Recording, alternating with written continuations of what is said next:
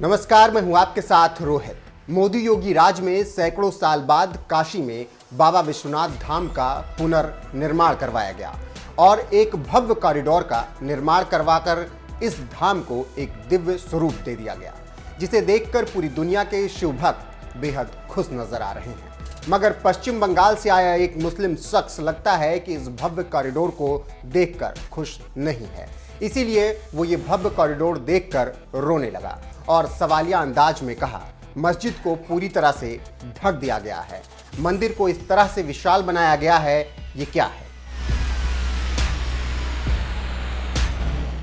दरअसल देश के प्रधानमंत्री नरेंद्र मोदी ने 13 दिसंबर को ही विश्वनाथ कॉरिडोर का उद्घाटन किया था, जिससे शिवभक्त गंगा घाट से सीधे जल लेकर बाबा विश्वनाथ के दरबार में जा सकेंगे। मगर कुछ लोगों को लगता है कि ये कॉरिडोर बन जाने के बाद विवादित ज्ञानवापी मस्जिद ढक गई है, इसीलिए यूट्यूब चैनल यूपी तक ने जब ज्ञानवापी मस्जिद में नमाज अदा करने आए कुछ लोगों से बात की, तो उन्हीं लोगों में शामिल कोलकाता से आया नौसाद नाम का एक शख्स फूट फूट कर रोने लगा। उसने कहा, हम कोलकाता से यहाँ नमाज पढ़ने के लिए आए थे, हमको तो ये हालात देखकर समझ में नहीं आ रहा है कि मस्जिद को पूरी तरह से ढक दिया गया और मंदिर को इस तरह से विशाल बनाया गया है, ये क्या है? मैं टूरिस्ट हूँ, मैं यह दर्द महसूस कर सकता हूँ। गुस्से से लाल नौशाद ने आगे कहा, आपको दिखाई नहीं दे रहा है क्या? आपको मस्जिद दिख रहा है? मैं इसे बर्दाश्त नहीं कर सकता। आप लोग सच्चाई को कैसे छुपा सकते हैं? एक चीज को ढक दिया गया और दूसरे को भव्य बनाया गया। यह हिंदुस्तान है, यहाँ लोकतंत्र है। संविधान में कहा गया है कि सबको बराबर का हक है। आप किसी के हक को दबा दीजिएगा, ऐसा होता है क्या? पहली बार मैंने इस मस्जिद में नमाज अदा किया और जो दुख हुआ है वह मैंने 40 साल के जीवन में कभी महसूस नहीं किया था। इतना कहने के बाद नौसाद आलम रोने लगे कि तभी पत्रकार ने उन्हें ढांढस बंधाया और फिर सवाल किया कि आपको क्या लगता है कि एक तरफा विकास हुआ है? तो नौसाद ने कहा, विकास की बात छोड़िए, किसी के अधिकार को दबा दिया गया है। इसके बाद वह रोने लगे और आगे बात करने से इनकार कर दिया। कॉरिडोर के पास स्थित मस्जिद की हालत देखकर रो रहे नौशाद का वीडियो ट्विटर पर पोस्ट करते हुए दिल्ली बीजेपी प्रवक्ता अजय सहरावत ने लिखा, ये दुख काहे खत्म नहीं होता भाई? आपको बता दें कि जिस काशी विश्वनाथ मंदिर में पीएम मोदी ने भव्य कॉरिडोर का उद्घाटन किया है, उस विश्वनाथ मंदिर पर मुगलों ने कई बार हमला किया था, मगर मुगलों के हमले के बावजूद काशी विश्वनाथ का अस्तित्व आज भी बरकरार है। यही वजह है कि जब पीएम मोदी ने इस कॉरिडोर का उद्घाटन किया, साथ ही मुगल आक्रांता औरंगजेब को भी लताड़ना वो नहीं भूले। आप भी सुनिए इस खास मौके पर देश के प्रधानमंत्री नरेंद्र मोदी ने क्या कुछ कहा है। साथियों, हमारी इस वाराणसी ने युगों को जिया है, इतिहास को बनते बिगड़ते देखा है। कितने ही कालखंड आए गए, कितनी ही सल्तनतें उठी और मिट्टी में मिल गई, फिर भी बनारस बना हुआ है। बनारस अपना रस बिखेर रहा है। बाबा का ये धाम शाश्वत ही नहीं रहा है, इसके सौंदर्य ने भी हमेशा संसार को आश्चर्यचकित और आकर्षित किया है। हमारे पुराणों में प्राकृतिक आभा से घिरी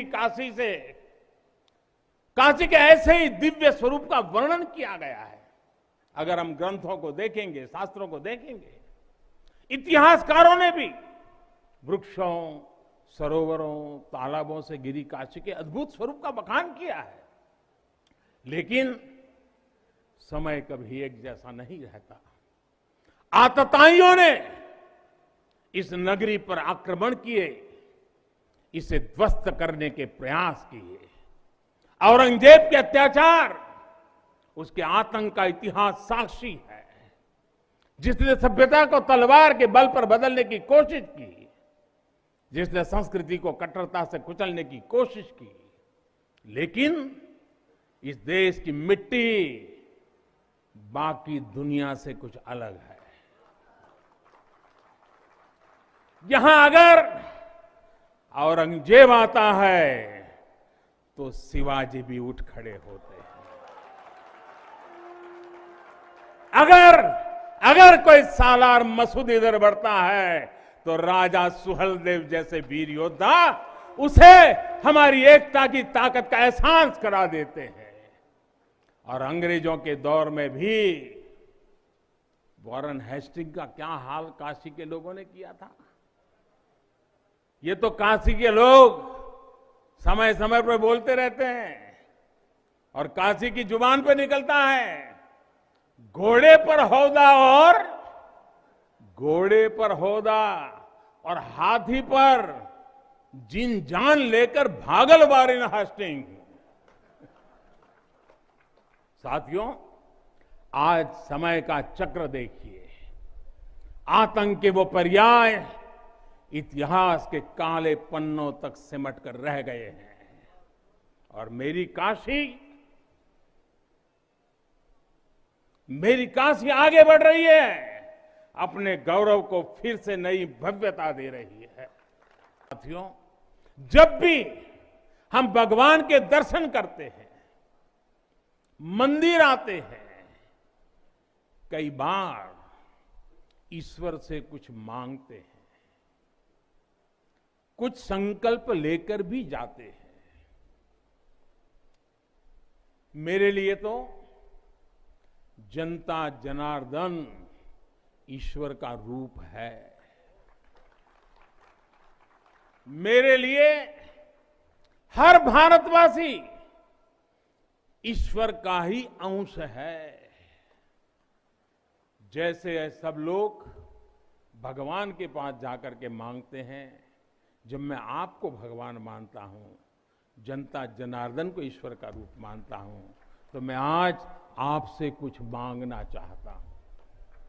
मैं आपसे कुछ मांगता हूं। मैं आपसे अपने लिए नहीं,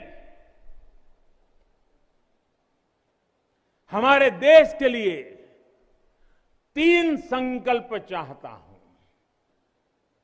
भूल मत जाना, 3 संकल्प चाहता हूं और बाबा की पवित्र धरती से मांग रहा हूं।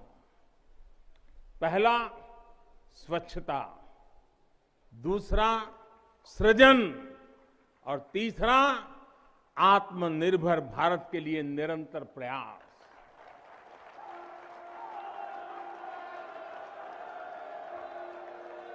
स्वच्छता जीवन शैली होती है, स्वच्छता अनुशासन होती है। ये अपने साथ कर्तव्यों की एक बहुत बड़ी श्रृंखला लेकर आती है। भारत चाहे जितना ही विकास करे, स्वच्छ नहीं रहेगा तो हमारे लिए आगे बढ़ पाना मुश्किल होगा। इस दिशा में हमने बहुत कुछ किया है, लेकिन हमें अपने प्रयासों को और बढ़ाने होंगे। कर्तव्य की भावना से भरा आपका एक छोटा सा प्रयास देश की बहुत मदद करेगा। यहां बनारस में भी, शहर में, घाटों पर स्वच्छता को हमें एक नए स्तर पर लेकर जाना है। गंगा जी की स्वच्छता के लिए उत्तराखंड से लेकर बंगाल तक कितने ही प्रयास चल रहे हैं। नमामि गंगे अभियान की सफलता बनी रहे, इसके लिए हमें सजग होकर काम करते रहना होगा।